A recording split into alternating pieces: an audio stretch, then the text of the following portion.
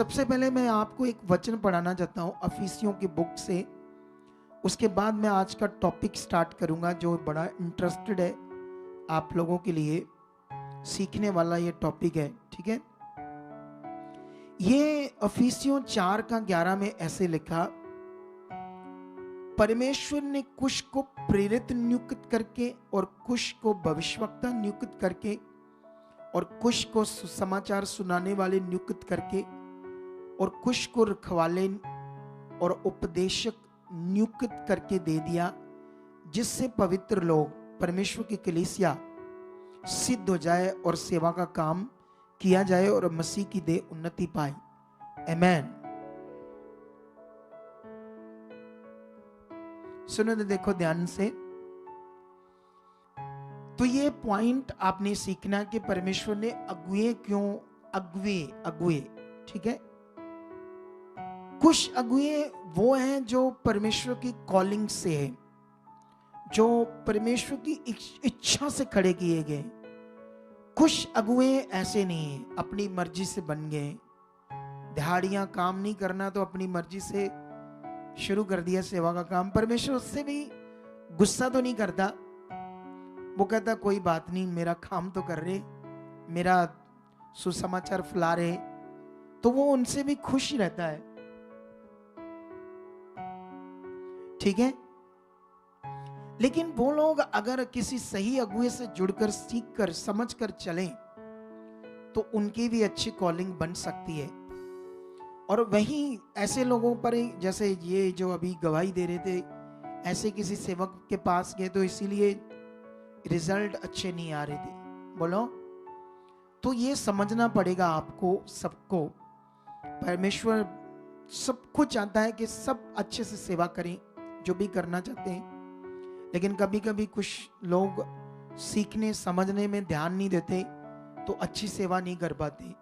लेकिन ये वचन मैं आपको पढ़ाता हूं कि अगुए उसकी ओर से नियुक्त किए जाते हैं ताकि जो परमेश्वर के लोग हैं उनकी जिंदगियों में परमेश्वर की प्रतिज्ञाएं, वायदे जो परमेश्वर उन्हें देना चाहता है, बरकत, आशीष, डिलीवरेंस, छुटकारा, अच्छा जीवन, ताकि अगुए के द्वारा वो पाएं। ठीक है, आप अगर हिस्ट्री, पुराना नियम पढ़ोगे तो परमेश्वर ने जब मिस्र की गुलामी से मिस्रियों के हाथ से परमेश्वर ने अपने लोगों को, इजरायलियों को छुड़ाया मूसा के द्वारा, उसके बाद परमेश्वर ने एक ब्लेस्ड देश जहां दूध और शहद की नदियां बहती थी, उस देश, ये जो वाक्य अलंकार है, ये शब्द फिगरेटिवली है।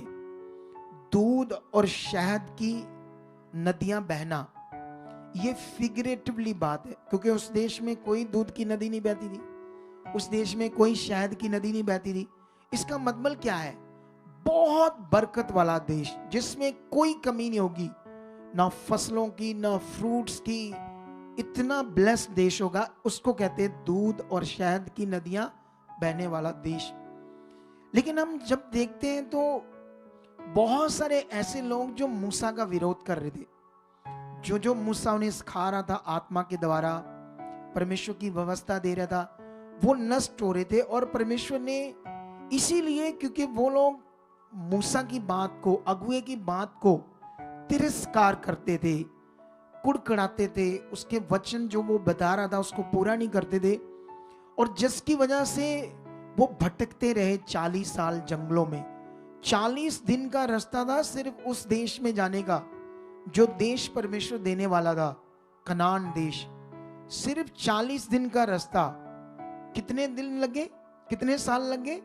40 साल। क्यों 40 साल लगे?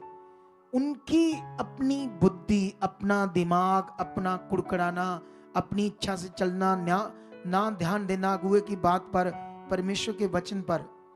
आज भी अगर तुम लेट होंगे अपनी आशीष से, तो उसका कारण आपका ध्यान अच्छा नहीं होगा। आपने ध्यान में ध्यान नहीं दिया, परमेश्वर क्या बात कर रहे हैं, परमेश्वर क्या कह रहे हैं, ये ध्यान देना हमारे लिए बड़ा जरूरी है। कभी कभी हम यहां देख रहे हैं कि परमेश्वर काम कर रहा है, हर बार देख रहे हैं इतनी बड़ी बड़ी टेस्टमनी, लोग मौत से बाहर आ रहे हैं। आज हम कितनी गवाहियां सुन रहे थे, बीमारियों की, बरकत की, हालातों, कॉन्टिन्यू गवाहियां सुन रहे थे। काफी सारी आज गवाहियां थी, काफी सारी। तो ये गवाहियां मुझे याद है, आपको भूल गए होंगे कुछ गवाहियां, लेकिन इंटरनेट पर मीटिंग पड़ी है। जब घर जाओ आपको टाइम निकालना होगा, आपको टाइम देना होगा।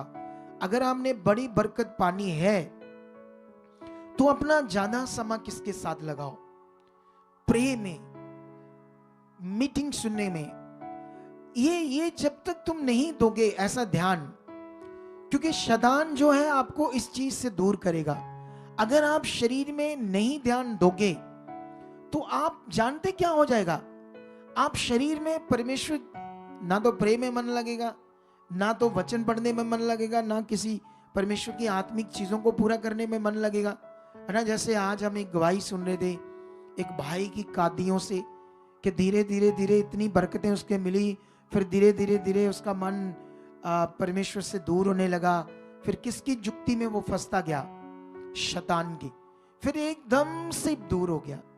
फिर जो लोग उसके द्वारा आए थे वो भी टूट गए उससे देख करके, ये तो खुद चलता नहीं अच्छे से, तो वो भी रूहें नष्ट हुई। तो ये बड़ा जरूरी है आप लोगों के लिए कि हम कंटिन्यू परमेश्वर के साथ लगे रहें। और अगर लगे रहे तो एक दिन ऐसा आ जाएगा कि तुम परमेश्वर की इच्छा से जरा भी आगे पीछे नहीं होंगे। आपको कोई लाखों रुपए का भी लालच दे, करोड़ों का, आप नहीं लेंगे, आप सीधा परमेश्वर को देखकर चलोगे। हालेलुया। सुनो, मैंने क्यों रिंग वापस डाल दी? मुझे हॉली स्पिरिट ने कहा, अरे हजारों की थी, काम आती हमारी, बोलो। लेकिन ये हॉली स्पिरिट जो मुझे कहेगा मैं वो करूंगा। हालेलुया। मुझे कोई 100 करोड़, 200 करोड़, 1000 करोड़, 1 लाख करोड़ से भी खरीद नहीं सकता। मैं ऐसा बंदा हूं परमेश्वर का। मैं बस वो करूंगा जो खुदा ने कहा है। मेरे लिए वो बस सबसे महत्वपूर्ण है, मेरी जान से भी बढ़कर है जो खुदा ने कहा है। तुम्हें इन्हीं बातों पर क्या देना है? ध्यान देना है। तो वो 40 साल भटके, लेकिन अभी मूसा तो अपने समय में अपने लोगों में सो गया। उसके बाद वो काम परमेश्वर ने मूसा के चेले यहोशू को दिया। लेकिन यहां पर मैं आपको जानते हो क्या बताने वाला हूं? 2-3 वचन पढ़ाने वाला हूं। जब परमेश्वर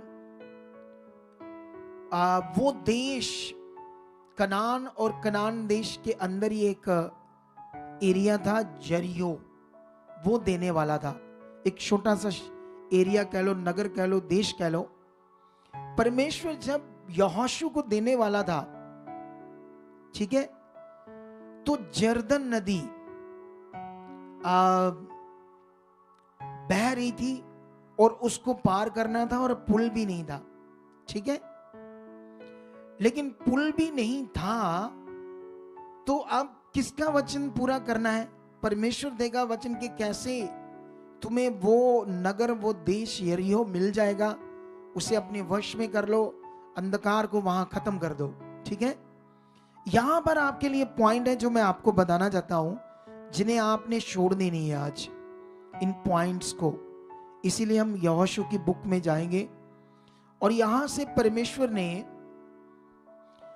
जब उसे नियुक्त किया तो परमेश्वर ने यहोशू को कहा था कि मेरे दास मूसा के द्वारा जो व्यवस्था है, जो वचन है, उससे तो ना तुमने दाएं होना ना बाएं, उसके अनुसार चलने की चौकसी करना। ऐसा करने से तेरा बोलबाला होगा, मतलब तू हर जगह जहां जाएगा तू प्रभावशील होगा, प्रभावशाली होगा। तो ये वचन आपके लिए भी है। अगर हम भी परमेश्वर की बात को पूरा ध्यान देकर चलते हैं तो हम जीतेंगे, बरकत हमारे पीछे आएगी, तुम टेस्टमनी दोगे, आप बढ़ते जाओगे। शैतान क्या, उसका बाप तक भी आपको हिला नहीं पाएगा अगर तुमने ऐसा मन बनाया तो।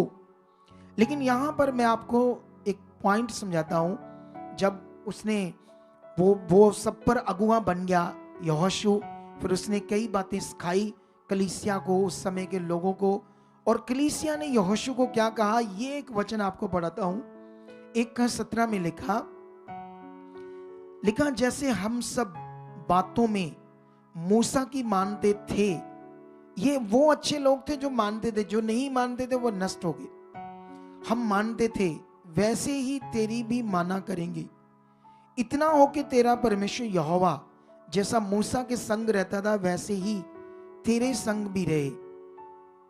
कोई क्यों ना हो जो तेरे विरुद्ध बलवा करे, और जितनी आज्ञाएं तू दे उनको ना माने तो वह मार डाला जाए, परंतु तू दृढ़ और हिया बांधे रहे। लोगों ने कहा, कलीसिया ने कहा कि जो कुछ तू आज्ञाएं हमें बताएगा, समझाएगा। पुराना नियम है ना, तो पुराने नियम में सजा बड़ी जल्दी थी, जल्दी लोगों नष्ट हो जाते थे, इसीलिए ऐसे कठोर वचन थे, सख्त वचन थे।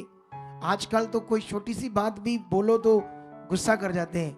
चर्चा ना घाटा ले, साड़ी गली च 3 चर्चा अहीं किराया पुट के इत्थे आने हैं, ले जे तुसीं सानू कुछ क्या दे, साड़ी गली च चर्चा। ऐसे बात करते, आज इतनी जल्दी गुस्सा करते हैं लोग। लेकिन यहां वचन कुछ बड़ा है। लोगों ने कहा कि जैसे मूसा के संग परमेश्वर रहता था, यहोशू तेरे संग भी रहे, और जैसे वो जो हमें कहता था हम करते थे, हम तेरी बातों को भी मानेंगे। जो आज्ञाएं तू हमें देगा, अगर हमारे बीच में कोई उसे नहीं मानेगा तो वो कलीसिया में से मार डाला जाएगा। बस तू हमें बता क्या करना है, ठीक है। ये बात को सीखना। उसके बाद क्या हुआ, उसके बाद में एक वचन है 4 अध्याय यहोशू की बुक का 14। यहां पर लिखा, उन दिनों यहोवा ने सब इजराइलियों के सामने यहोशू की महिमा बढ़ाई, और जैसे वह मूसा का भय मानते थे वैसे ही यहोशू का भी भय उसके जीवन भर मानते रहे। हालेलुया। भय मतलब इसका एक शब्द है आदर, डर, आत्मिक डर।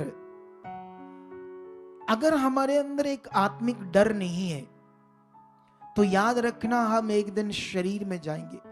100% तुम शैतान की जुक्ति पूरी करोगे। मैं बड़ी बारीकी से लोगों को देख रहा हूं। मेरे को ऐसे दर्शन दिए इन दिनों में खुदाबंद ने, आप सोच नहीं सकते। लेकिन मैं लास्ट में उनकी चर्चा भी करने वाला हूं आज। लेकिन यहां पर वो उसका भय मतलब एक आदर के, ये हमारे ऊपर अगुआ है। अगर आप भी ये आदर रखते हो कि ये हमारे ऊपर अगुआ है, उसने जो कहा हमने मानना है, पूरा करना है।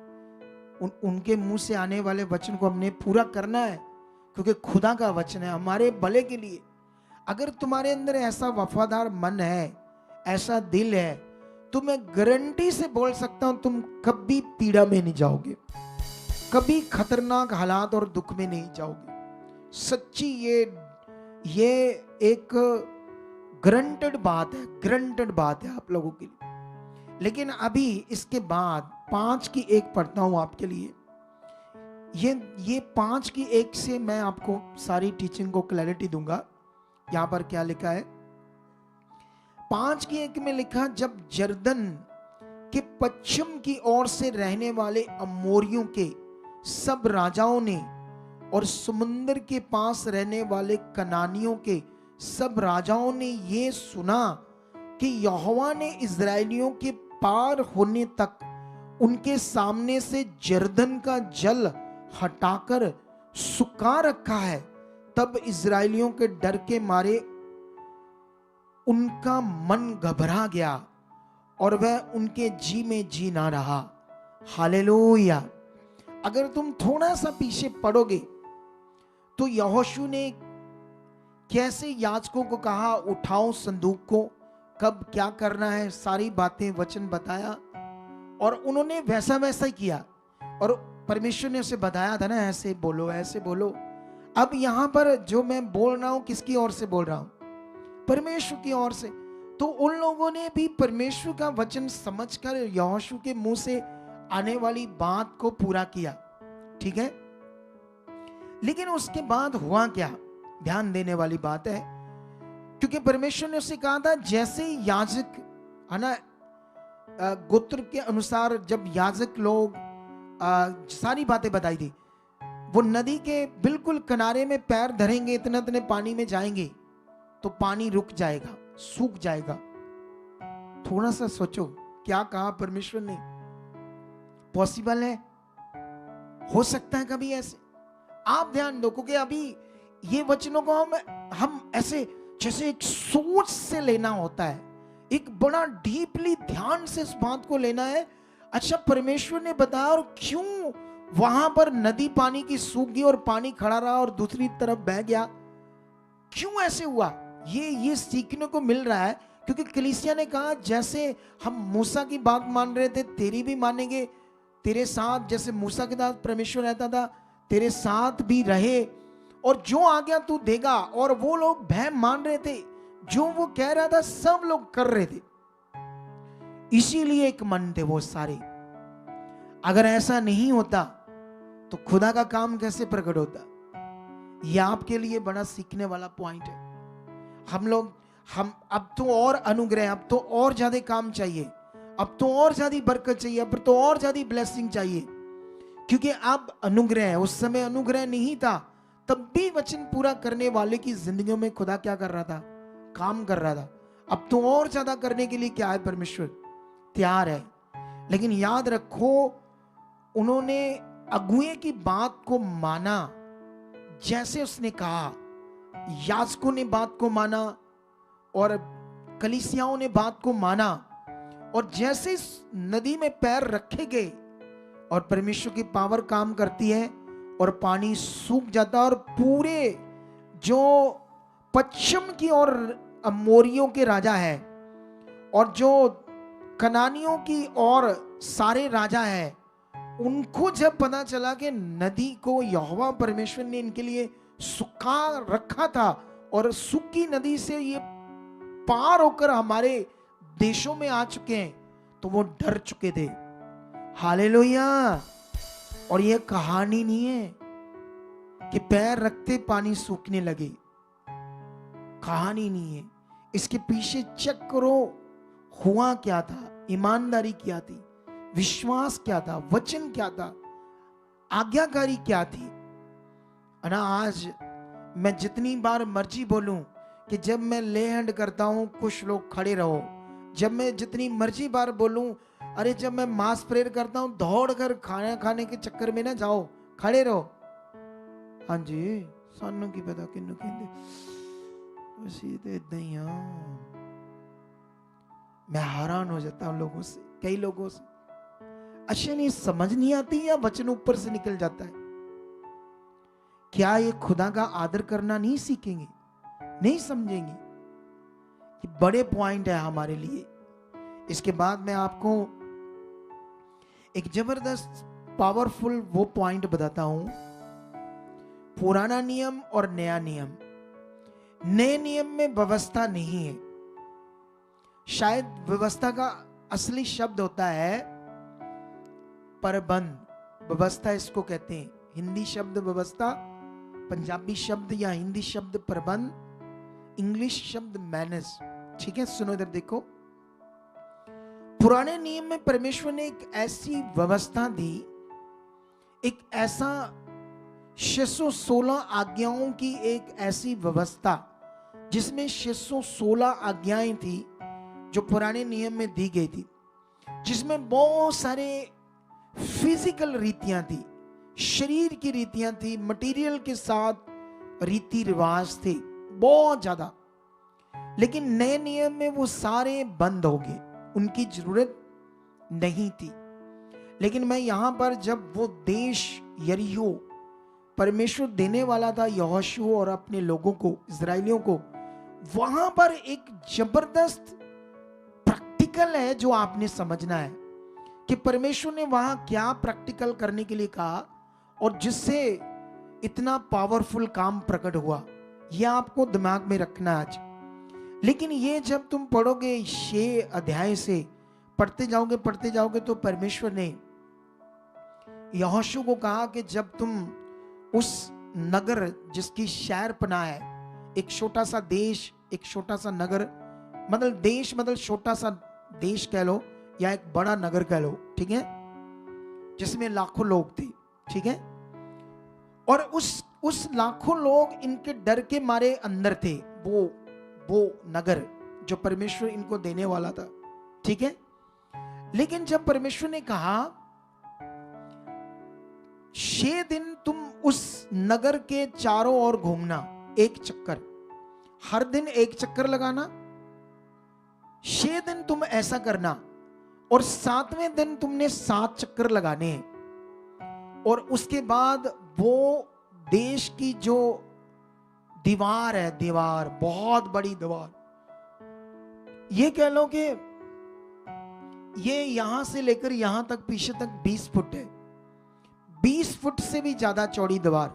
हम तो 4 इंच करते हैं ना, 9 इंच करते, उस जमाने की बात कर रहा हूं। 20, 25, 30 फुट चौड़ी दीवार, पत्थरों की बनाई हुई, जिसको तोपों से भी तोड़ना मुश्किल होगा पुराने जमाने में, पत्थरों की दीवार।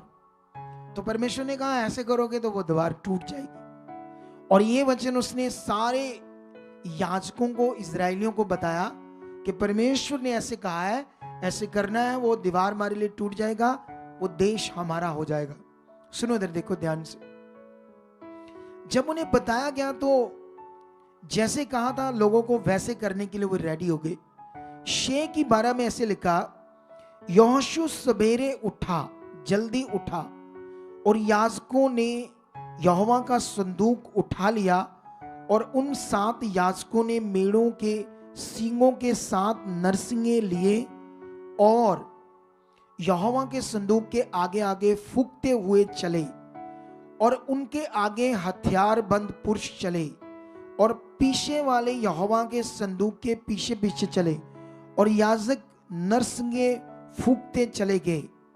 इस प्रकार वह दूसरे दिन भी एक बार नगर के चारों ओर घूमकर छावनी में लौट आए, और इसी प्रकार उन्होंने 6 दिन तक किया। हालेलुया।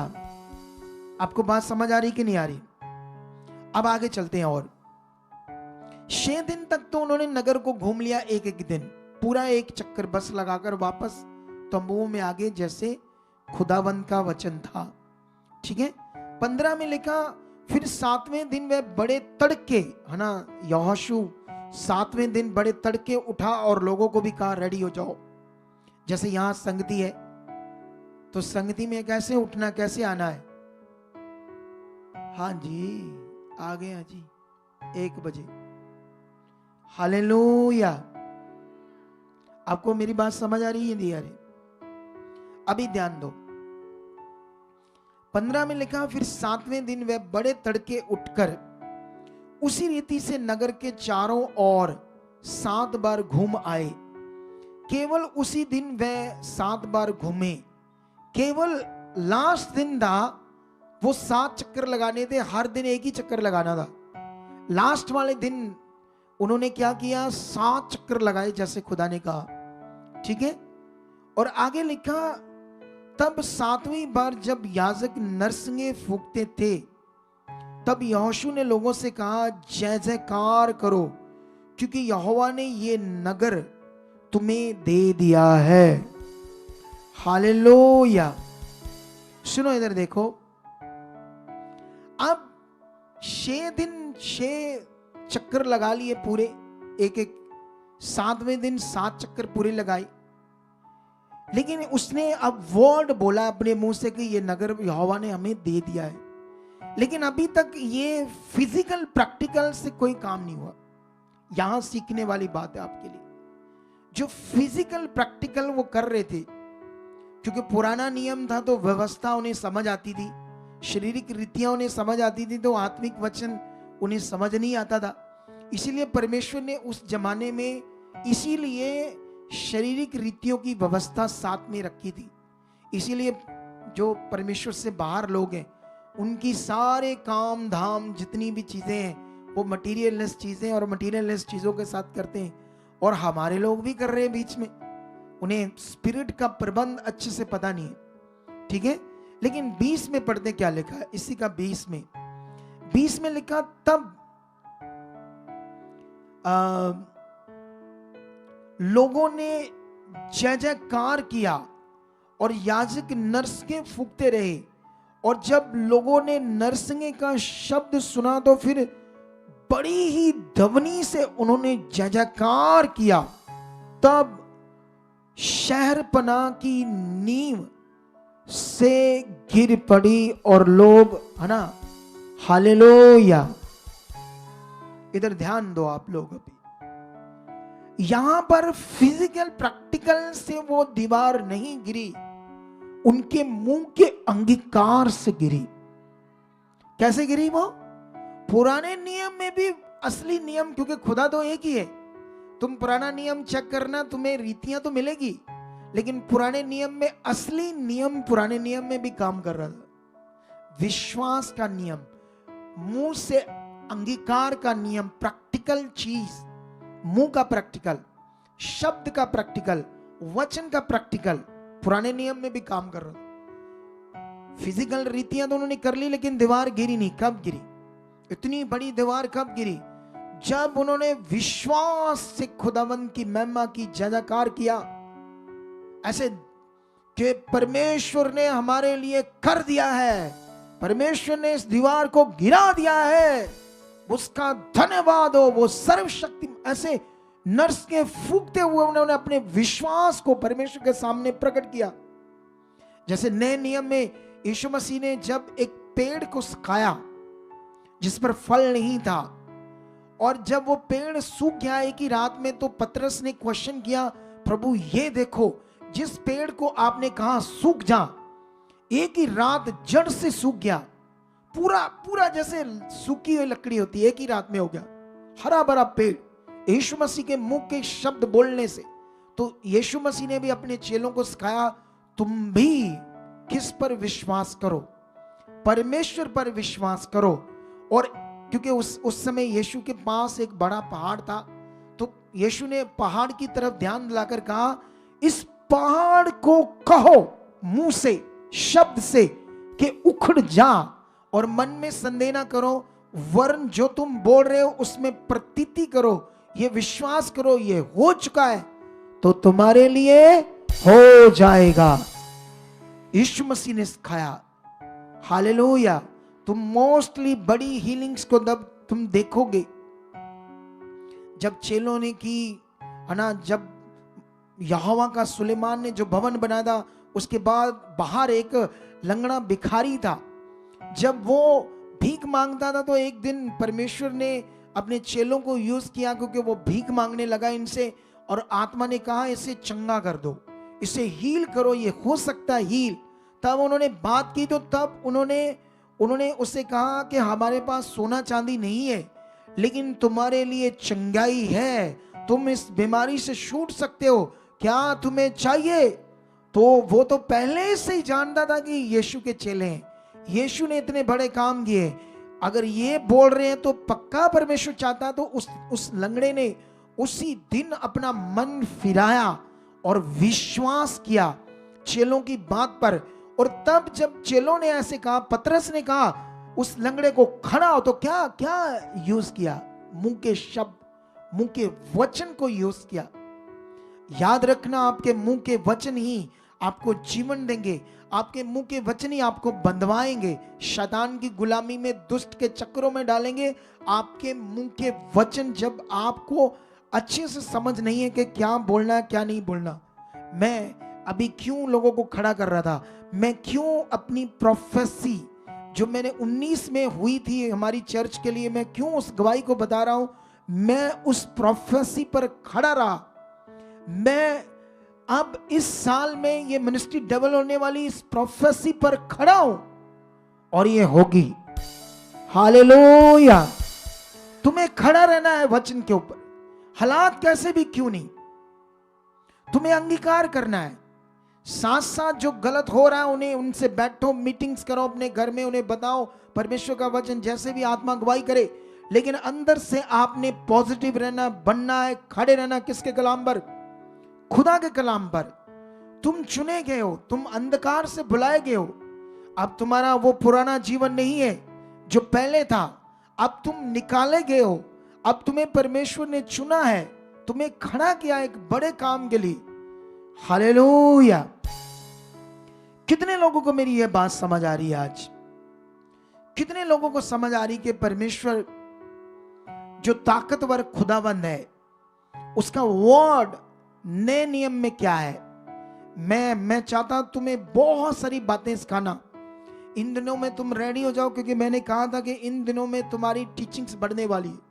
इन दिनों में वर्ड तुम्हें ज्यादा मिलने वाला है और तुम्हारी ब्लेसिंग भी ज्यादा आने वाली है। हालेलुया।